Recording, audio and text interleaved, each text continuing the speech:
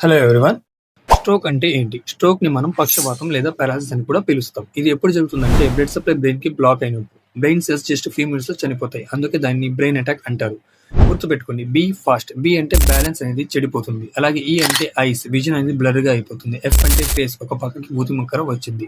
ఏ అంటే arm, hand and leg అనేవి వీక్‌గా అయిపోతాయి. ఎస్ అంటే స్పీచ్, మాట్లాడడానికి కష్టంగా ఉంటుంది. టీ అంటే టైం, డిలే చేయకుండా ఇమీడియట్‌గా హాస్పిటల్‌కి తీసుకెళ్ళండి.